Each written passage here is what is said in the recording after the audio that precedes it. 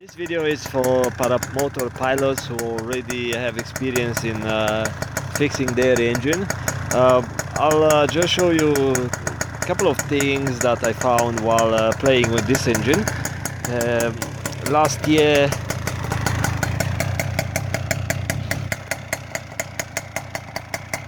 the two bolts got loose, and one while I was revving at 8,000 or something RPM, got into the propeller and caused a ding, and that propeller is gone. I sent it to someone to fix it, to try it. Then I sent it to a propeller manufacturer somewhere in Okanagan area, and they sent it back to me. Said it's delaminated, so it cannot be used anymore. So I bought another one, but then what I noticed today, I found this piece on the ground. I've used a hose clamp right here, a temporary hose clamp. I'm thinking to replace all this model with something else like the crimp type, but I've used that, and I found this piece on the ground. Because of the vibration, this fell off.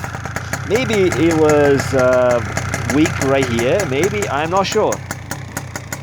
But just to show you that vibration can cause weird stuff. So my plan was to drill every single bolt head, like the helicopter have, drill a tiny hole and use a wire to secure all the bolts. But of course not the gear. For the gear I've used sort of a Vibratite. It's a little paste or liquid that when it hardens becomes flexible and prevents this one to come undone. Of course they will never come undone by themselves like that, but for me, just as a preventative thing, I've used that stuff on all the bolts heads. It's overkill a bit, but I learned my lesson with the propeller, and for this one I use this different material that it's resistant to fuel. This one, like I said, I want to drill the hole through the screw head to help or to prevent the screw to come undone, but also I've used the Treadlock Liquid made by Loctite on the treads, so those are secure. And here another thing is, this get rubbing here, get damaged right here at the contact point because of vibration. So what I did, I put some of the silicone, the high temperature silicone that once hardened or once dried, it becomes sort of a soft, like a silicone, and it cushions this area, the point of contact. So hopefully it will take some of that vibration and rubbing metal against metal. So that's the thing I've done. Of course, every single thing that is vibrating and moving has this type of stuff. Also, last year I found a wire that was cut right here. So the emergency stop button, it was cut somewhere. So this is a new wire that I used, and it was cut because I used tie wraps, the tiny tie wraps, to secure the wires in place. And because of the wire vibration against the solid plastic tie wrap, the wire insulation got cut, and then it got broken inside, and I didn't know why I cannot use the emergency stop. So even now, let's see. You see? I'm trying to stop it, it doesn't work. So that's a problem. That means I did not fix it right, or maybe that connector is busted or something. Anyway, so how I'm going to stop this thing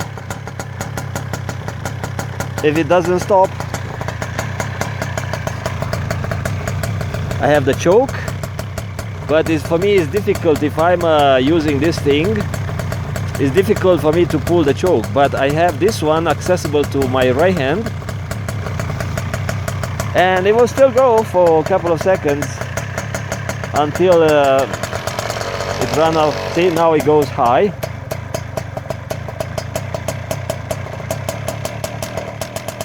Because it got some air.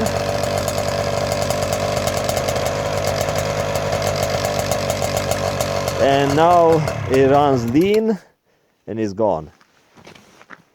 Well, was a noisy one. Anyway, so I thought to show you what can happen to an older paramotor that is not being taken care of. Even I looked after it, but still I have to do some changes, to make some changes here. So I changed the fuel line inside because the original fuel line was swollen. So it did not last the gasoline in the tank. So I was supposed to empty the tank for storage. So I had to replace that one with a specialty type that can be used in the gas tanks, in the fuel tanks. And the pickup line is inside, and I left this one. These ones have to be replaced once a year, but I just replaced this one and the little one. Now with this little one, what happened? I had the bigger size, the larger diameter hose, and it kept bubbling air inside. Because of the vibration, it has a phenomenon. I forgot the name of the phenomenon when the air comes out, and you see bubbling in the line, and it's kind of annoying to get the carburetor going, trying idling and doing shit. And so with a little line, I don't see this cavitation. I think it's cavitation, the phenomena. I don't see that the phenomena going on in a hose, and it works better. So those are the mods I made, and also the sensor, the temperature sensor at the spark plug. It goes to a little thing in my pocket here, which I bought from Amazon, and it does measure. Right now it's 74 Celsius. It does measure the temperature, RPM, and has a timer for the engine service. So I set it for 50 hours. I just rebuilt the engine. I kept the piston, kept the rings, I kept the most of the parts. What I did, actually, I replaced some gaskets, and I did sent the crankshaft to truing, so I had a vibration because doing something silly, and so I took it apart.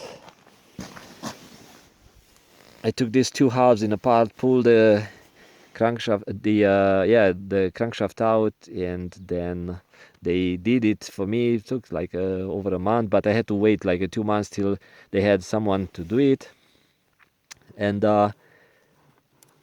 put it back together, and works well. I like it.